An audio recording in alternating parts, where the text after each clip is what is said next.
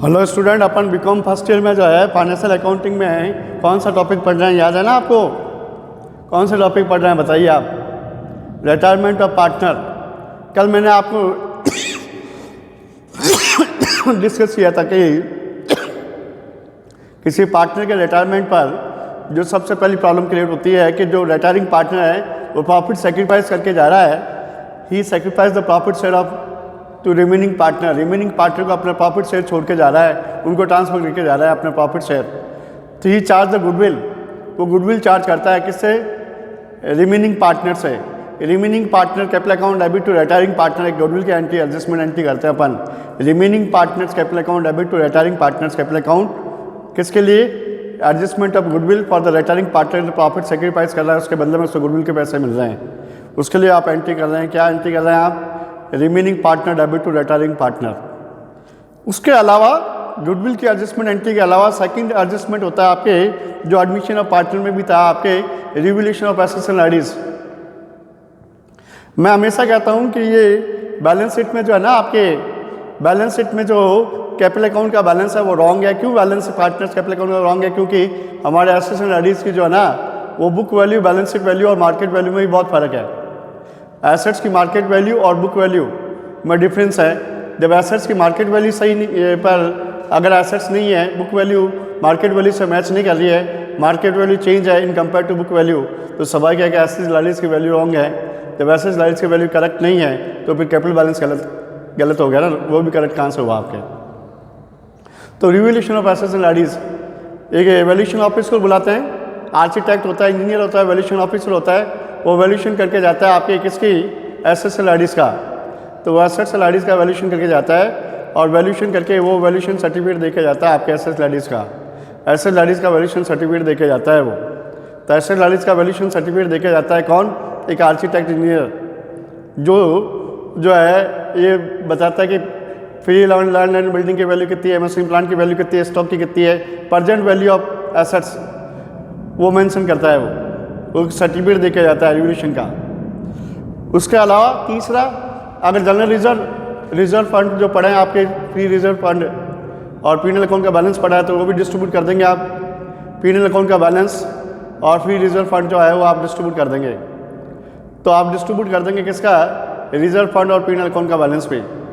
तो penal account का balance और रिजर्व फंड भी आप डिस्ट्रीब्यूट कर देंगे किसको? पार्टनर्स कैपिटल में ट्रांसफर कर देंगे। पार्ट ऑफ पार्टनर्स कैपिटल है, पार्टनर्स कैपिटल को ट्रांसफर कर देंगे। नेक्स्ट, एडमिशन ऑफ पार्टनर में तो पैसा लेके आता था कौन? नया पार्टनर फर्म में इन्वॉल्व हो रहा है तो अपनी कैपिटल जो है he bring the cash amount as a capital. वो नया पार्टनर अपनी कैपिटल का पैसा कंट्रीब्यूशन करता है। तो यहाँ रिटायरमेंट में क्या होगा? यहाँ रिटायरमेंट में उल्टा होगा।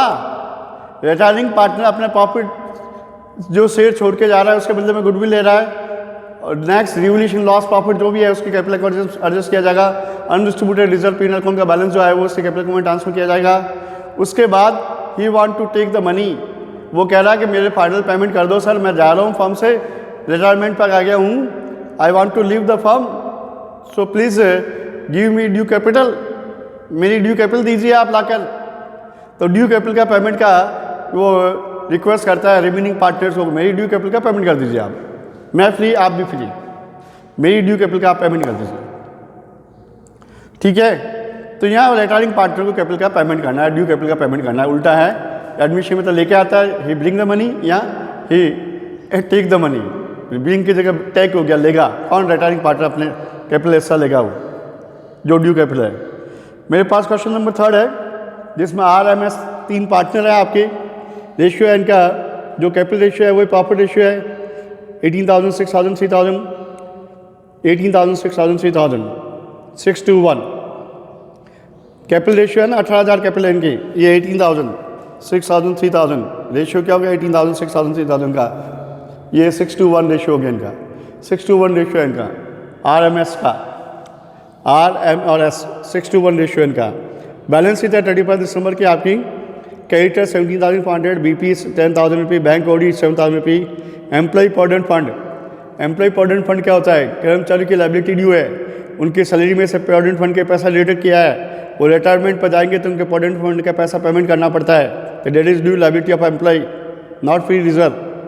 फ्री रिजर्व अब आ रहा है, जनरल रिजर्व है 2700 रुपी, तो जनरल रिजर्व फ्री रिजर्व आपके 2700 रुपी। कैपिटल आर की 18,000, 6,000, 3,000।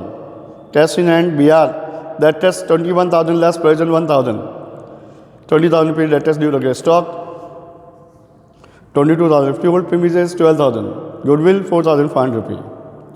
S wishes to return from 1 जनवरी।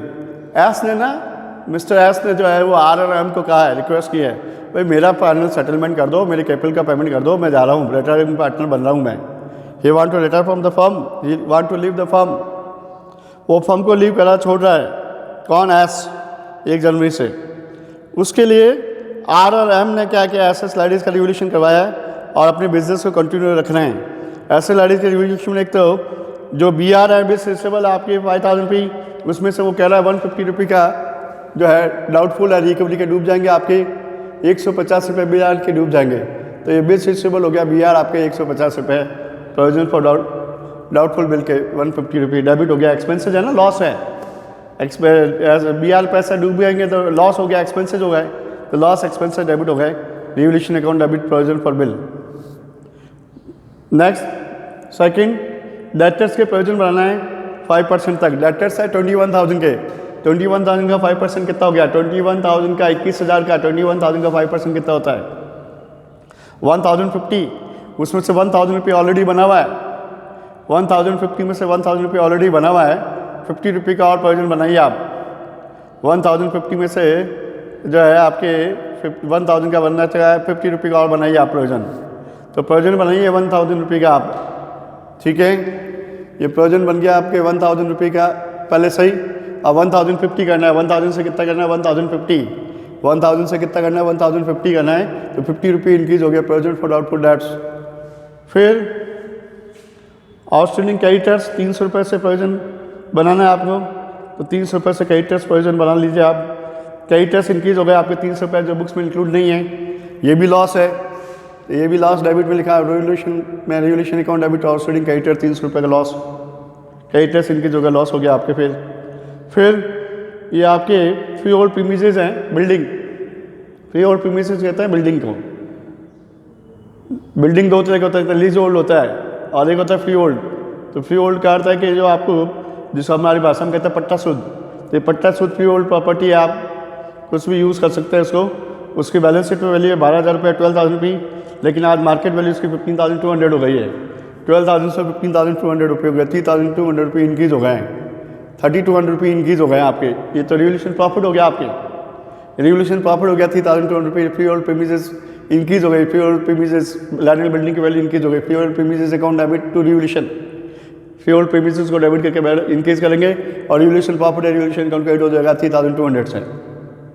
तो 3,200 से रिवोल्यूशन प्रॉफिट क्रेडिट हुआ। फ्री होल्ड प्रीमिसेस ये 500 रुपये से ये जो लाइबिलिटी बढ़ी 300 रुपये से, और 2 ये बिल के और डेटर्स जो प्रोविजन बने हैं 500 रुपये कम हो गए, तो रिवोल्यूशन प्रॉफिट रह गया 3,200 माइनस 500, 2,700।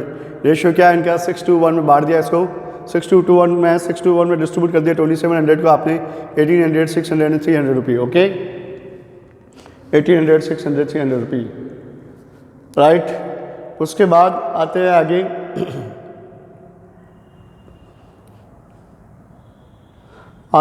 आपके रिवोल्यूशन के बाद गुडविल पे आते हैं। Goodwill share adjusted, goodwill share किसका? एस रिटायरिंग पार्टनर को देना है गुडविल का हिस्सा। गुडविल फर्म की कितनी है? लास्ट 3 ईयर्स के एवरेज प्रॉफिट के डबल। लास्ट 3 ईयर्स का प्रॉफिट है 45,000, 44 एंड 46, 135/3, 45,000 रुपये हो गया एवरेज। लास्ट 3 ईयर्स का एवरेज प्रॉफिट 45,000 रुपये है, 45,000 का डबल ट्वाइस, 45,000 का डबल कितना हो ट्वाइस? 90,000 रुपये।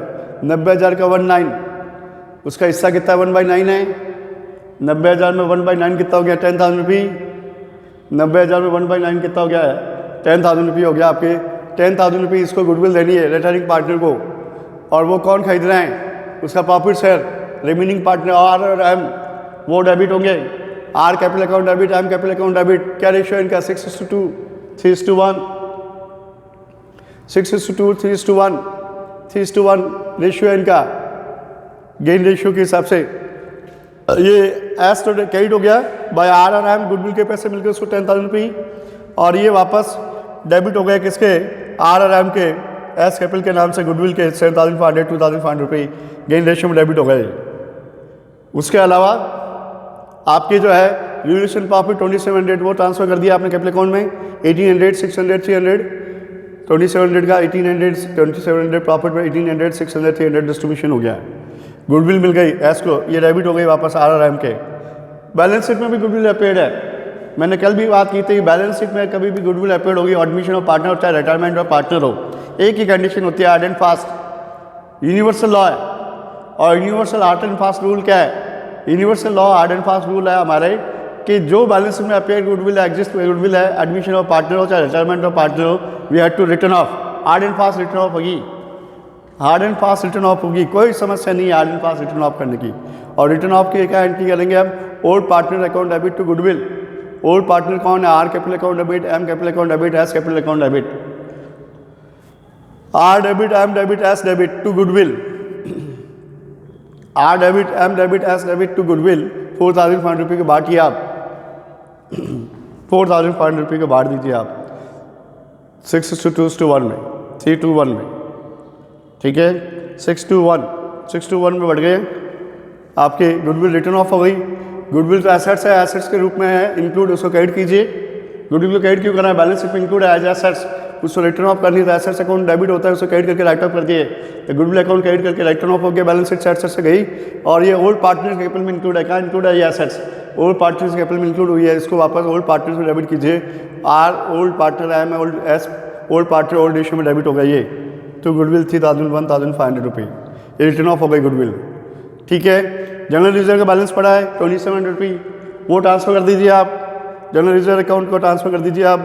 जनरल रिजर्व को ट्रांसफर करने की एंट्री क्या करेंगे आप?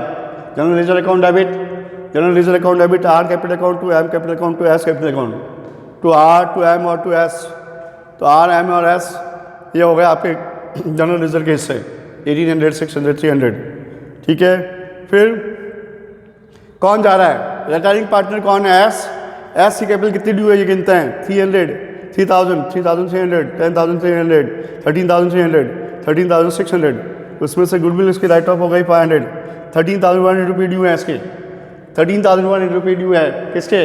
रिटायरिंग पार्टनर एस की। कैपिटल का क्या करना है? पेमेंट, बैंक से लोन बोरिंग करके पेमेंट कर दिया, क्वेश्चन में लिखा है एस को पेमेंट कर दिया, फुल कंप्लीट पेमेंट कर दिया from the borrowing of bank, bank से ओवरड्राफ्ट बोरिंग किया आपने, तो बैंक से ओवरड्राफ्ट बोरिंग करके इसको एस को पेमेंट कर दिया।